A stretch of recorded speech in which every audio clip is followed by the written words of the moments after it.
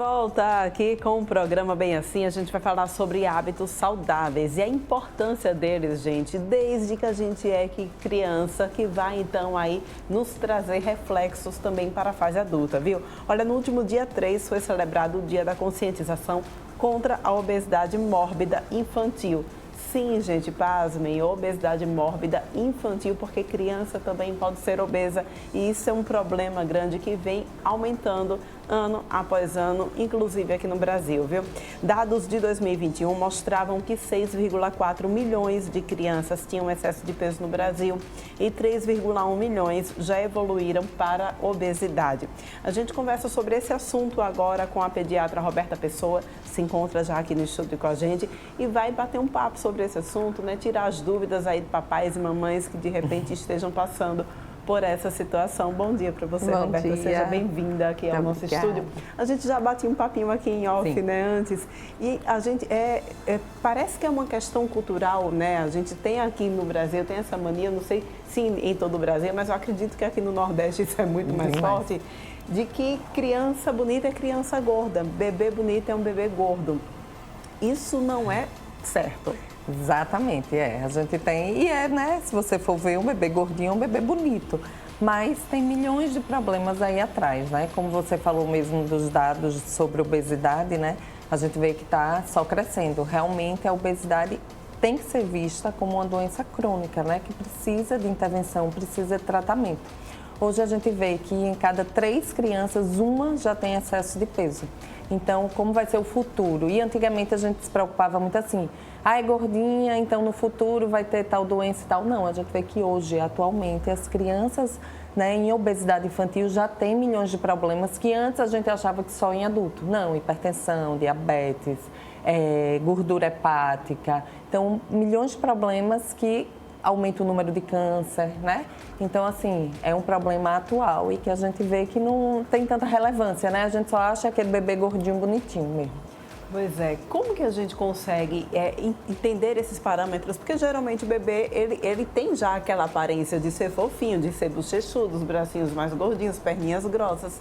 Mas quando a gente consegue entender que aquele bebê ele está acima do peso e que aquele acima do peso pode representar um risco para a saúde? Isso, por isso que é importante, né? Quando a gente fala tanto da puericultura na pediatria, que é o acompanhamento, né, mensal ali daquele bebê, até o primeiro ano de vida, é justamente por isso, né? E esse ganho de peso ele tem que ser muito cuidadoso, principalmente nos 2 primeiros anos, que é quando você está criando ali o tecido adiposo daquele bebê, né?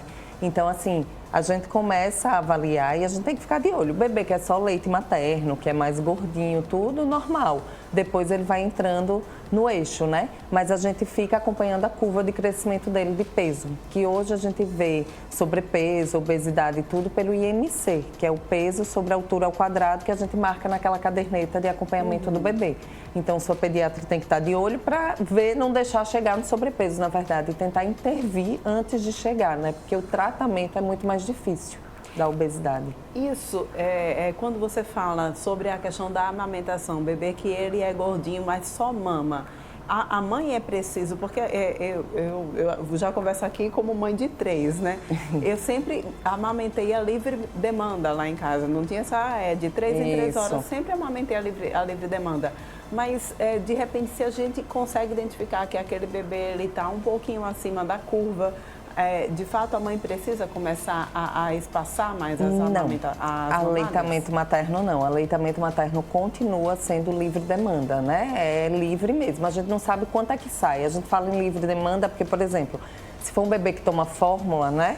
Então a gente sabe quantificar a cada 3 horas o tempo de esvaziamento gástrico. E do peito não, é livre porque eu não sei se agora saiu 10, se agora saiu 30 ml, então continua. Mesmo aqueles bebês mais gordinhos é aleitamento materno. Porque você vê que depois de um período de introdução alimentar, que ele começa também a engatear, se exercitar mais, ele vai diminuindo, é natural.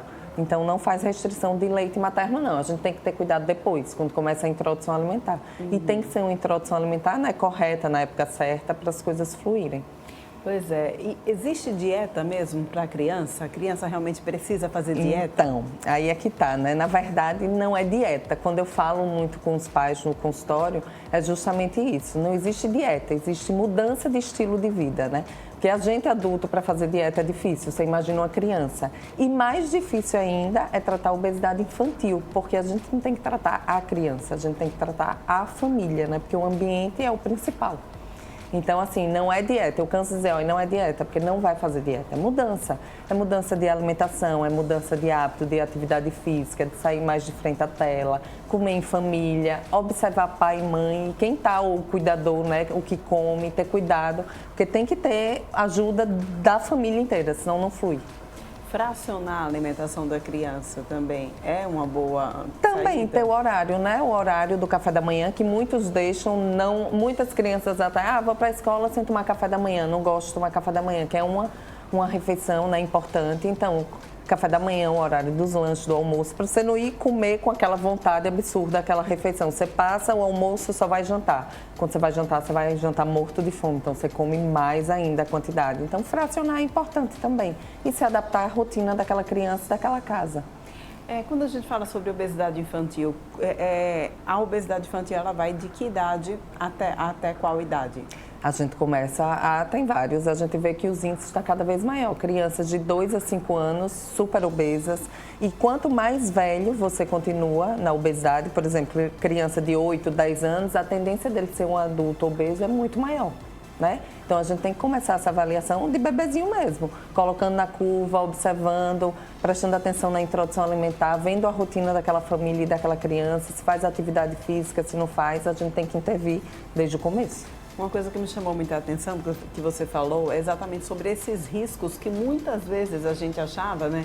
Que esses riscos eles só aconteceriam daqui a anos. Na fase adulta vai ter problema com hipertensão, vai ter problema... Não, a gente já vê as crianças com esses problemas, essas doenças crônicas, digamos assim. Com certeza, a gente já vê assim. Tem inclusive um estudo interessante.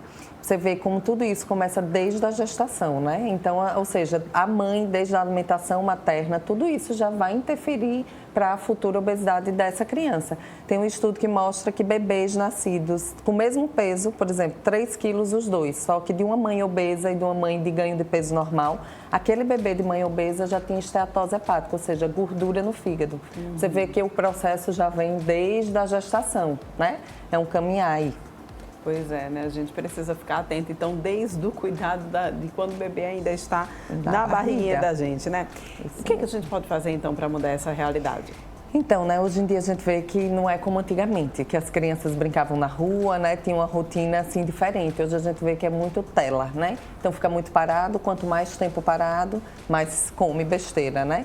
Então, é ter o cuidado, colocar a criança tem que fazer atividade física, entendeu? Pelo menos, criança tem que se movimentar, se não for atividade física, de esporte, mas em casa mesmo, andar de bicicleta, pular corda, né, correr, enfim. Ter cuidado com a alimentação, né? A família tem que ter o cuidado. E às vezes a gente fala, mas come isso, mas o pai e a mãe que compra essa besteira, né? Então, é um problema de saúde pública mesmo. Tinha que começar de tudo, tinha que começar os lanches na escola, que é outra coisa que eu vejo, assim, um problema gigantesco, né? Você vê, às vezes você tenta manter uma alimentação saudável do seu filho, mas um amigo leva os cheetos, leva o capo, leva o refrigerante. Como é que a gente consegue controlar isso? Troca lanche, gente, não tem como. Troca, não tem. Como, e o que é industrializado é mais palatável, então eles querem comer a besteira. Então tem que ser uma mudança geral, tinha que começar pelas escolas, tinha que começar com as propagandas de alimentos, né? Esses alimentos industrializados tinha que ter rotulagem, que é excesso de açúcar, excesso de gordura. Então é um problema assim gigantesco, que é uma margem enorme que tinha que mudar muita coisa para a gente conseguir ter mudanças mesmo. Mas o que é que pai e mãe podem fazer? Dar seu filho uma atividade física, tentar a alimentação mais saudável possível. Eu sei que hoje é muito corrido, a gente trabalha muito, mas uma refeição em casa, né, seja jantar, seja almoço, para ter aquela rotina familiar, ver o que os pais estão comendo. Então, assim, é o mínimo, mas que a gente consegue mudar alguma coisa. Aquela ideia, né? Quanto menos no pacotinho, quanto menos na caixinha. Exatamente, é bem isso. É melhor. É melhor, né? Comida isso. de verdade, é. Quando a gente fala sobre esses riscos que as crianças têm em ter obesidade, em ter hipertensão, em ter diabetes, A gente consegue reverter isso enquanto criança? Consegue? Sim. Se de repente um diabetes a gente consegue reverter enquanto a criança? Sim, Porque sim. geralmente quando é adulto é um problema que a gente vai ter para o resto da vida Não, toda. com certeza. Com a mudança de hábito alimentar. O que é que a gente vê muito hoje? A gente vê crianças que entram numa coisa que a gente chama de síndrome metabólica, né? Que é alteração de pressão, alteração das taxas de triglicéridos, de colesterol, aumento da circunferência abdominal. Então, eles têm uma resistência à insulina. Então, existe tratamento? Existe. O primeiro passo de tudo vai ser mudança de hábito alimentar e atividade física. É o que a gente começa em criança. Algumas precisam evoluir para a medicação, mas a gente faz o máximo que a gente consegue para não chegar nisso. E aí, se precisar, existe medicação também. Então, o negócio é mudança de estilo de vida mesmo. E a gente sabe também, né, doutora, que que a alimentação, a má alimentação interfere também, inclusive, na questão hormonal das crianças. A gente vê cada vez mais crianças entrando na puberdade cada vez mais cedo também, né? Sim, com certeza. A alteração hormonal causada pelos alimentos industrializados, com certeza. A alimentação é a base de tudo, não tem jeito. Pois é. Olha, e quando a gente está nessa fase ainda bebezinho, que a gente precisa fazer a introdução de fórmula, aí onde vem a questão, precisa mesmo fazer a introdução da fórmula? Não. Como é feita essa introdução alimentar, né? Então, se o bebê tem aleitamento materno exclusivo até o 6º mês, aí no 6º mês a gente vai ter que ter os sinais de prontidão para começar a introdução alimentar. Então, começou a introdução, é preciso botar fórmula? Não. Se o bebê está em aleitamento materno, não precisa de jeito nenhum. Continua em aleitamento e a introdução alimentar. Fórmula é realmente quem não mama, né? Aí a gente precisa, desde o início, introduzir, mas eu sei que tem aquelas mamães que estão loucas para voltar a dormir. Que o começo é difícil, né? O começo é difícil. Mas é tão importante, se ela vale soubesse a importância, né, do aleitamento materno, persistir mais um pouquinho. Os 3 primeiros meses são mais sacrificantes. O primeiro mês mais ainda, mas assim, está fazendo um enorme bem para a saúde do seu filho, né? Do seu bebê. Então, que persista, pelo amor de Deus. Saúde da mãe também, né? Também, com certeza. Inúmeros benefícios para a mãe, né? E aí, quando a gente chega nessa época da introdução alimentar do bebê, muita gente fica também na dúvida de que forma fazer essa introdução alimentar, né?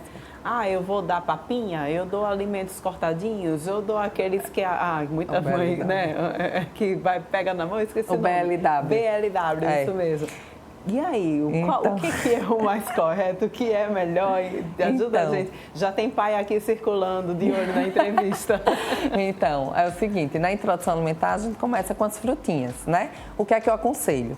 Tem o BLW, que é esse, você corta os pedaços, a criança tem autonomia de pegar, de levar na boca, que é super interessante, né? Porque ele desperta a sensibilidade, o interesse pela comida. Mas o que é que eu aconselho? Associado, tanto o BLW como o tradicional. Porque o BLW ele pega, ele leva na boca, tudo, mas ele joga mais do que come. Então você deixa um pedaço para ele poder sentir tudo e você amassa ali e dá também na boquinha, tá? Então a gente começa sempre com as frutinhas. Aí a gente testa as frutas, por exemplo, um dia ou 2 a mesma fruta, para a gente ver se tem reação de pele ou intestinal. Deu certo, muda a fruta. Então a gente geralmente passa ali a primeira semana só com as frutinhas.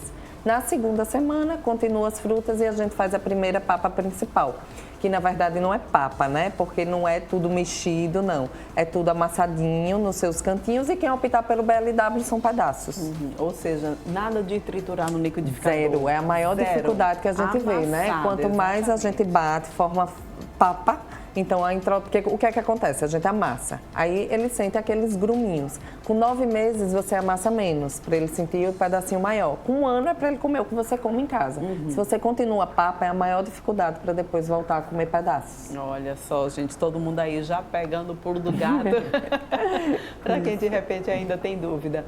Então, é um mal que a gente vê crescer cada vez mais, mas a gente consegue contornar. Com certeza. Se a gente estiver de olho, se a gente estiver principalmente fazendo acompanhamento dessas crianças. Sim, sim, sim. Vamos. Precisa acompanhar e todo mundo arregaçar as mangas também, né? Acabar com essa história de industrializado, inserir cada vez mais uma alimentação natural. Quanto mais você demorar a mostrar que ele é industrializado, ele vai demorar mais a querer, né? Agora, provou, é hiperpalatável, né? Não tem jeito. Provou, vai querer comer.